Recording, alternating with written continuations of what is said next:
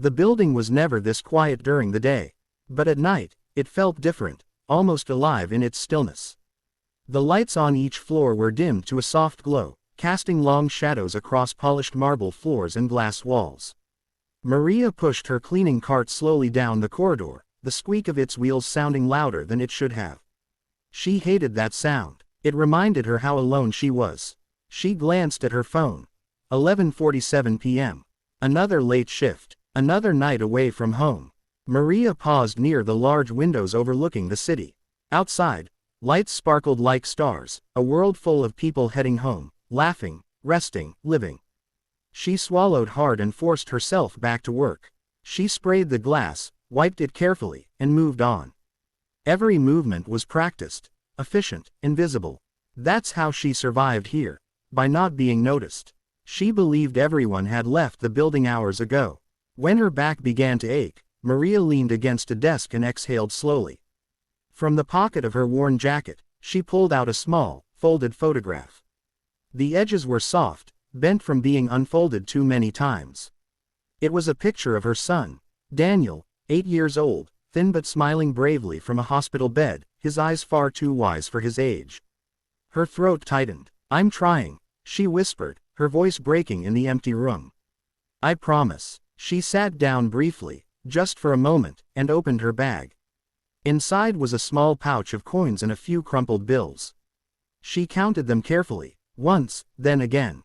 The total didn't change. It never did. Her shoulders sagged, and a tear slipped down her cheek before she could stop it. She wiped it away quickly, ashamed, even though no one was there to see. Or so she thought. 2 floors above her, in a dark office filled with soft blue light from multiple screens, a man stood frozen. Jonathan Hale, the billionaire owner of the building, had stayed late for reasons even he didn't fully understand. He rarely slept. Silence suited him better than his empty mansion. As he was about to shut down the security monitors, movement on one screen caught his eye. He turned back. There she was, a cleaner. Just another employee he had never noticed before. But something about her posture made him pause. The way she sat, shoulders curved inward as if life itself was too heavy to carry. He zoomed in slightly, not sure why his hand was trembling. He watched as she pulled out the photo. He watched as she counted coins. And then he saw her cry. Jonathan's chest tightened unexpectedly. He told himself to look away, to respect her privacy, to shut the screen off. He had watched countless feeds before without feeling a thing. But this time, he couldn't move. She whispered something he couldn't hear, but somehow understood. Downstairs, Maria stood up abruptly, embarrassed by her own weakness. She tucked the photo back into her pocket, squared her shoulders, and returned to cleaning as if nothing had happened. As if she hadn't just fallen apart in the middle of an empty office. She didn't know that someone had seen everything. And for the first time in years, the man watching felt something crack inside him. Something that money had never been able to fix. Jonathan Hale remained standing long after Maria disappeared from the security screen. The office around him felt colder than before, the quiet heavier. He slowly lowered himself into his chair, eyes fixed on the frozen frame. Maria's face turned slightly away, her hand clutching the photograph as if it were the only thing keeping her standing. He had built an empire on logic, efficiency, and distance. Feelings were distractions. People were numbers. Problems were solved with money or ignored entirely. That had been his rule for years. But tonight, that rule failed him. Jonathan pressed a button, replaying the footage. Not to spy, but to understand. He noticed details he had missed before. The dark circles under her eyes, the way her uniform hung loosely on her thin frame, the tremble in her fingers as she counted coins. This wasn't carelessness. This was exhaustion. Who was she? He murmured. He tapped his intercom. "Lena," he said to his assistant, "I need information on a night cleaner. Female. 3rd floor. Right now." There was a pause. "Sir, is everything okay?" "Just do it," he replied, more sharply than intended. While he waited, Jonathan stood and walked toward the window. The city stretched endlessly below him, millions of lives moving forward while his own felt strangely stuck. He had everything a person could want. Yet the image of that woman counting coins haunted him more than any failed deal ever had. His intercom buzzed again. Her name is Maria Alvarez, Lena said carefully. Single mother. Employed here for almost 2 years. No disciplinary issues. Actually, she's known for covering extra shifts. Jonathan closed his eyes. Go on, he said. There's more, Lena continued. She has a son, 8 years old, chronic heart condition, ongoing hospital treatment. Jonathan's grip tightened around the edge of the desk. How bad? He asked. Medical debt is significant. Insurance barely covers half. She's behind on rent. She applied for financial assistance twice. Denied both times. The room felt too small to breathe in. Jonathan ended the call without another word. He sat back down slowly, staring at the blank screen. Memories he thought were buried began to surface. His own childhood, the nights his mother worked double shifts, the sound of bills being counted at the kitchen table, the quiet fear in her eyes when she thought he wasn't looking. He hadn't seen that fear in decades. Until tonight. He reopened the live feed. Maria was back at work, moving faster now, as if trying to erase the moment of weakness she'd allowed herself. Jonathan watched her lift trash bags, scrub stains, straighten chairs that no one would sit in until morning. She shouldn't be doing this alone, he whispered. Yet part of him hesitated. Intervening meant involvement. Involvement meant responsibility. And responsibility meant opening doors he had kept locked for years. Still, he couldn't turn away. Jonathan requested full reports, medical summaries, work evaluations, assistance records. Each file painted the same picture: a woman fighting an invisible war while the world walked past her. The system hadn't failed her. It had simply never noticed her. Just like he hadn't. He stood abruptly. Prepare a private meeting room, he instructed Lena. Tomorrow morning, before her shift ends. Sir, should HR be involved? Jonathan paused. Not yet. That night, Maria finished her shift unaware that her life was already changing.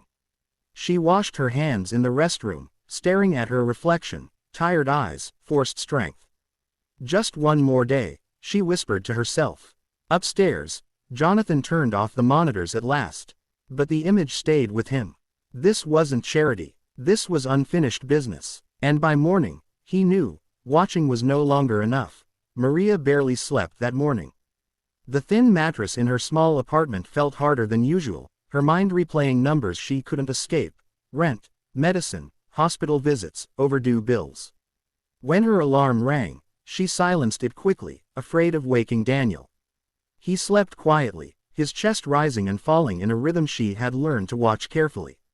She kissed his forehead and whispered, "Be brave for me today." Then she went to work, unaware that this would not be an ordinary shift.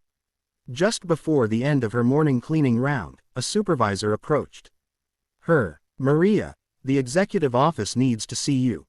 Now." Her heart dropped. She nodded silently, her hands suddenly cold. She knew that tone. It was never good news. As she followed the supervisor down the long hallway, her thoughts raced. Did I take a break too long?